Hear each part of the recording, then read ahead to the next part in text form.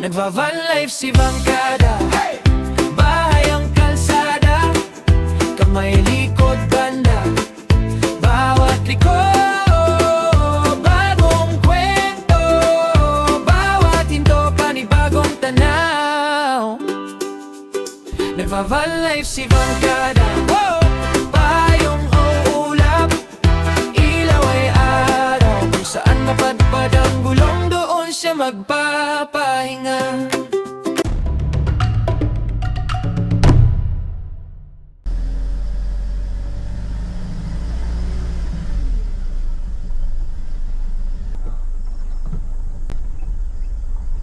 Good morning mga kabangkada. Andito tayo ngayon sa isang campsite dito sa Lumban. At yan, mamaya natin pangalanan kung anong campsite ito. Ito nga pala si Kuya Neil. Siya yung caretaker dito at siya yung mag-a-assist sa inyo kapag pupunta kayo sa campsite ito. Isang magandang lugar na naman yung napuntahan natin mga kabangkada. So hanap lang tayo ng spot. Yung hindi tayo mababalahaw sana. Hindi ganong maulan dahil may paparating na bagyo ngayong araw na to. Napakaganda. Ayun, hanap lang ako ng spot mga kabangkada, tapos yun, set up na tayo. Tingin tayo kung mababalahaw tayo syempre kasi hindi naman pwedeng basta ano lang tayo. So ayun guys, meron na tayo nakitang spot. Mukhang goods naman tong lupa dito. Hindi naman siya may babalahaw, hindi tayo mahirapan. Pinili ko dito para yung view ng likod natin na may ay solid. Antok na rin ako. Pwede na rito. So ay mga kabangkada, yun, nakapwesto na tayo. At dito ngayon napili natin sa gilid. Tapos para yung view natin maghapon, ito yung likod na to. Ito yung may bundok doon. Tapos itong bukid. Napuyat ako na. Puyat, pagod. Ay, yung tubig natin. Wilkins. And bumili tayo ng Wilkins dahil itong tubig natin dito sa atin sa water tank medyo lasang stainless. Kaya bumili ko ng pang inumin. Siguro pagka mga ilang gamit pa ng tubig tapos na-drain, ayun, magiging okay na yung lasa niya. Pero may mapapahinga muna tayo. Konting idip na tayo ng konti mga kabangkada para na maging maayos yung magiging camping natin ngayon dito sa Lumban.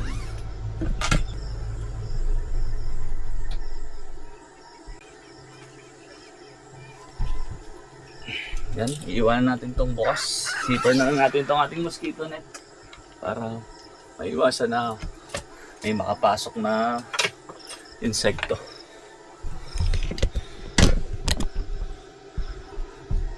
Ito yung ating bagong fan. Hindi muna tayo magkukumot kasi hindi ko alam kung nasan yung kumot ko. Tiniklip ko kanina eh. Siyempre patayin natin yung ilaw para goods. Makatulog tayo ng mahimbing at napagod tayo sa biyahe.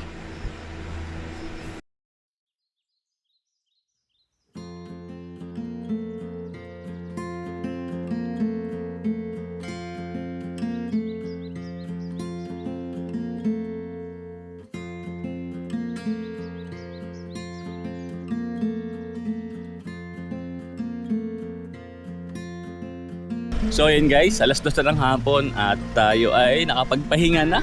At puyat na puyat tayo dahil nga gabi na tayo umalis sa camper side out. At yun, galing tayo ng Botolan, dumaan lang tayo doon. Chinek lang natin yung ating coffee shop. At yun, just diretso na tayo dito. Andito nga tayo mga kabangkada sa Ginger's Farm and Nature Camp dito sa Lumban, Laguna. Yan, napakaganda ng campsite na to. May bundok sa gawing. Pag dito nakaparking sa sasakyan nyo, sa gawing kanan ay yung bundok. Libot natin kayo.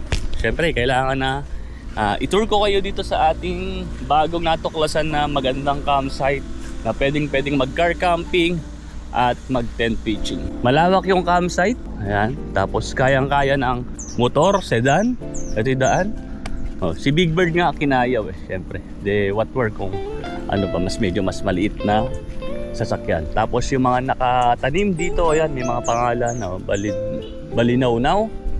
Ito yung halaman. Tapos meron dito, ano ba to? Calicarpa, beauty berry. Ganda ng bulaklak. Tapos yan, mangga. Tataka ako, ba't may hagdan dito? Kala ko may tree house kanina. Tapos ito, ano ba to, bataw? Hindi ko alam kung anong halaman yan. Oh, may pangalan. Tignan natin. Oh, may pangalan na. Ito ipil-ipil. Ipil-ipil pa. Pagka pala malitang ipil-ipil, kala ko bataw. Baka imported na ipil-ipil yan. May swing na napakaganda. Ayan, tapos yan. Hindi ko alam kung cabin yan o pinaparent nila yon. Tapos, ang may-ari nito si Sir Ian Red, saka si Ma'am Mona Lisa. At napakaganda nung campsite na napuntahan natin. Ito yung isa sa mga collection nila, Volkswagen Beetle, yung Coaching Kuba. Kung tawagin namin yan ay Coaching Kuba. Tapos, alam nyo mga kabankada, meron akong dream car talaga na pang van life. Tapos dito, naka-display lang. Yan. Yung Volkswagen na van. Tapos may side awning, may camping chair. Tapos yung kulay niya, ayun, beige. Napakaganda ng sasakyan na to. Pero working to ha. Good condition yan, mga kabankada. Umaandar yan. Isa to sa collection ni Sir Red. Ayan, tinan nyo. Ang ganda ng interior. Dito to sa side door, tignan natin. Kung wala kayong pang car camping, pwede kayo dito magstay dito sa ina-allowed naman ni Sir Red na yan, open tong side awning, tapos dito kayo mag-stay. Dala na kayo ng table. Tapos yan. Tignan natin yung loob. Grabe, ang linis. Tapos na ano pa tong bed. Pwede kayong matulog dito. Pagka medyo malaki, 2. Pagka medyo payat, 3. Makakahiga na kayo dito. Tapos ang ganda ng flooring. Ayan. Yung pangarap natin sa sakyan, ayan, dito naka-display. Napaka-solid. Siyempre, tatanungin nyo kung meron bang CR dito. Meron, mga kabankada. At napakaganda ng CR nila. Akala ko kanina, cabin to. Actually, yun pala, comfort room. Dito yung babae. Tara, tingnan natin. Ayan tiles yung sidings. Ayan, tapos yan, yung bowl. May bidet, may lababo. Ayan. Tapos, yung ganda ng flooring. Ganda ng dingding. Coco lumber to. Tapos yan, pwede kayo. Kung gusto nyo maliligo o habang nagbabawas, buksan nyo lang to. Para kita nyo yung labas. Tapos yan, may shower. Working po yan. Pwede kayong maligo dito. After yung maligo sa pool. Tapos kapag ito na may lababo nila. Tapos dito naman yung sa lalaki. Ayan. Same lang nung sa pambabae. Ayan ang wall. Tapos anahaw yung bubong, tama ba ako? Anahaw. Hindi naman to kugon ang kugon yung pad state na ganun Tapos yan. Pwede rin kayong buksan tong bintana habang naliligo kayo or nagsisiyar. Meron din extra na drum para may tubig if ever na hindi tumulo yung sa faucet. Yan, sa shower, malakas ang tubig at malinis. May lababo, pwede ka dito mag-toothbrush. Basta anything, salamin din sila. Tapos, ang rate dito mga kabankada ay 400 per pax sa adult. Overnight na yon. Tapos sa bata naman 7 years old up to 12 years old data, 7 to 12 ay 250. Tapos 6 years old pababa ay libre. Pero mga kabankada, pwede nyo exclusive para sa inyo. Alam ko 8,500 sa inyo na to. Magagamit nyo na yung buong campsite ng kayo lang. Siyempre exclusive nga. Tapos mga kabankada, yan, meron sila ditong dipping pool ang tawag nila. Pwede ka magbabad. Medyo maliit siya siguro. 1.5 meters by 3 meters. Yung laki nga. Pero yan. Tapos habang naliligo ka dito, ito yung tanawin mo. May bundok sa kanan. Tapos bukid at may bundok din sa may bandang harap. Every time naman na may magka-camp dito, yan, pinapalitan naman nila yung tubig. Kanina dumating tayo, wala siyang laman. Tapos yan, paggising natin, meron na. Mamaya tayo maliligo dyan.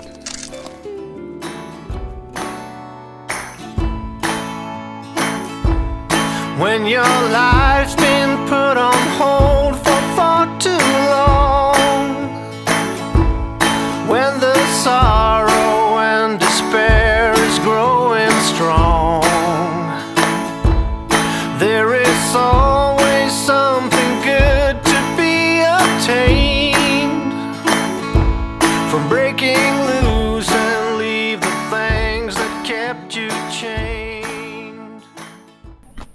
Alas 5 ng hapon.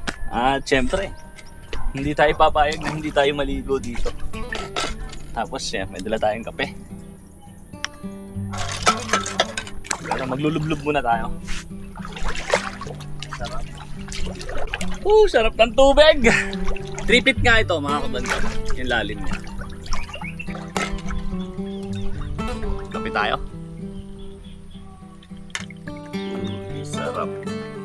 Habang nagsiswimming, nagkakape. Tara. Sarap talaga ng kape.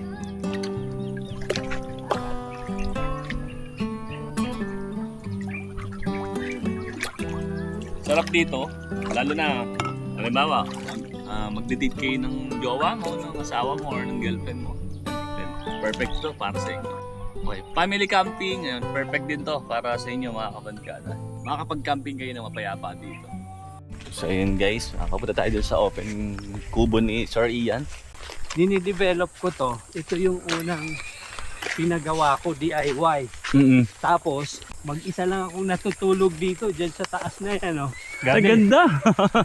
Sa taas yung tulugan, tapos yung ilalim. Open.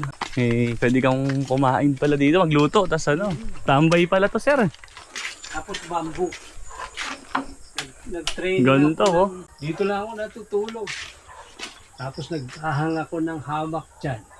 Minsan, tent. Sir, ganda ng table mo ha. Oo. Anong wood po ito?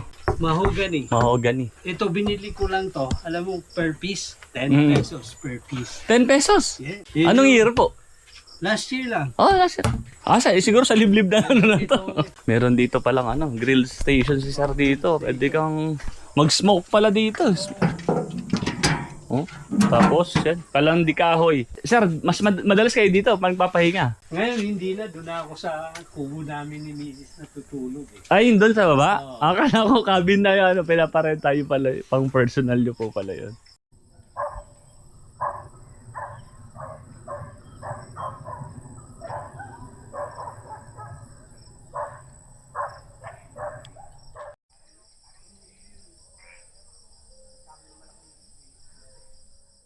So yun guys, alas 7 na ng gabi at napahaba yung kwento natin doon kay Sir Ian. Ang sarap niya kakwentuhan. So yun, magluluto na tayo ng ating dinner. Yan, ito na kanina pa sa lababo to. Itong ating Wagyu cubes.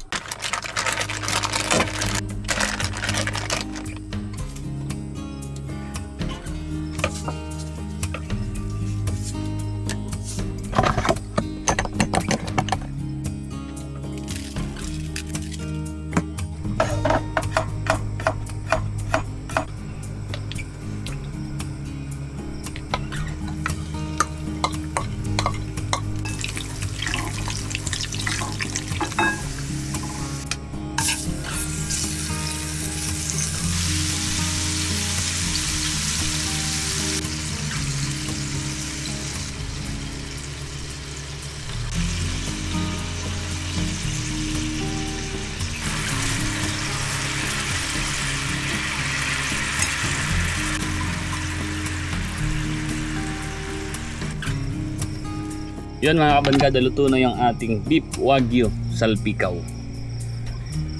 Ito yung ating dinner ngayon at kakain na tayo. Tapos syempre meron tayong pokare sweet. Pero syempre kain muna tayo mga kabangkada. Sarap. With fried garlic. Sarap. Panalo. Si Sir Ian yung may-ari. Dito yata siya matutulog. Tapos yun, ang dami namin napagkwentuhan. Bali, taga Bicol pala si Sir Ian, tiga Iriga. Tapos, nahilig siya sa Volkswagen. Yung combi doon na van. Bali, dalawa pala yung combi na van niya. Tapos yung Beetle. After siguro next year, bibili tayo na pang Sunday car. Binebenta niya yung combi van na yun, na yung cream, yung beige. Binebenta niya ng 1.8 million. Dati. Kaya ngayon, hindi pa yata. Member pala siya ng Volkswagen Philippines Club. Sarap. Bali naman natin dito.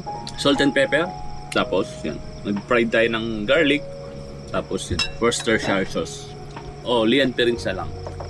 Mahirap din kasi yung Worcestershire sauce. Basta yun. Tayo ay magna-night swimming. Medyo marami tayong nakain na wagyu. Kailangan iyan natin. I-burn natin yung cut.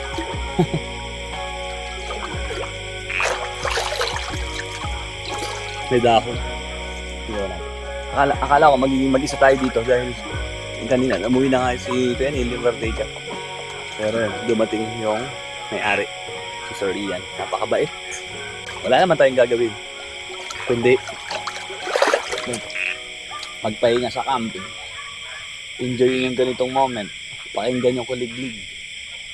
Dahil palaka.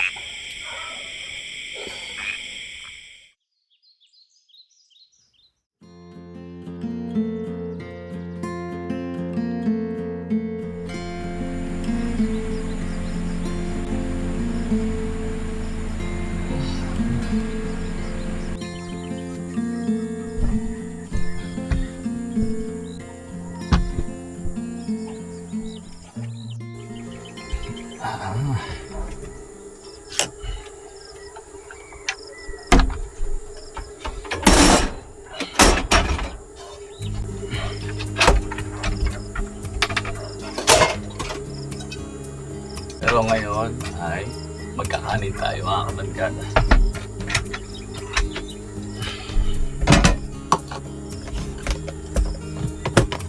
Kain natin bigas. Hindi naman tayo magkakain. Isang gatang.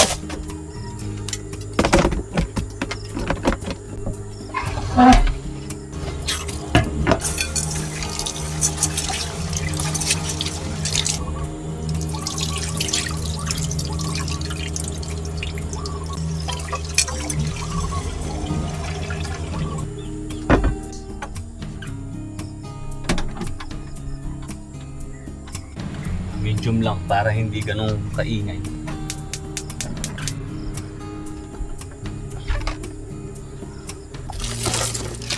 Ito, lokban, longganisa. Lagyan natin dito para lumambot ang konti.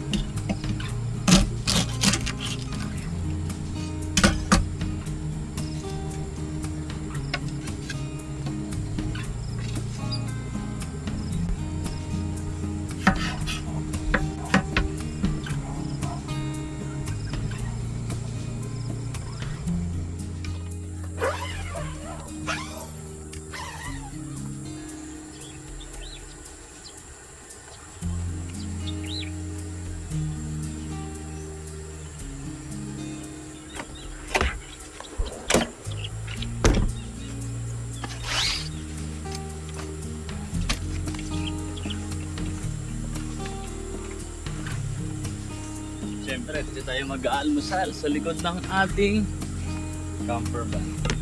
Langganisang lokban, salted egg, at kamatis. Ngayon lang tayo may breakfast dito sa likod ng ating pinaka-terrace talaga to pero dahil nga malaki siya, pwede na siyang maging table. Pero syempre, hindi mawala yung ating espresso.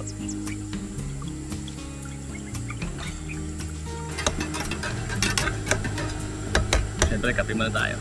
Unang higop para sa inyo mga kabadkada. Solid. Ay, yung suka pala. Nakakalimutan ko, may suka pala tayo nito.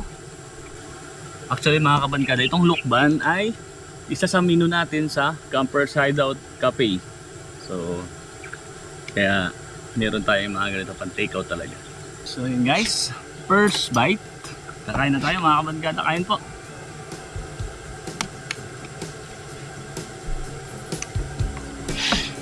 Stop. Ikaw na rin nagda-diet. Pero pag ganito ang ulam, hindi yung malatanggi. Top down, hear the sound of the breeze carrying us away. Dust in the rear view, free as a bird. This is our time, no matter what they say. Every mile behind only brought us here. Now the road is clear. Shotgun ride on my Friday night. Sunset fire burning in our eyes. Let's leave the past in the past and deal with it another day.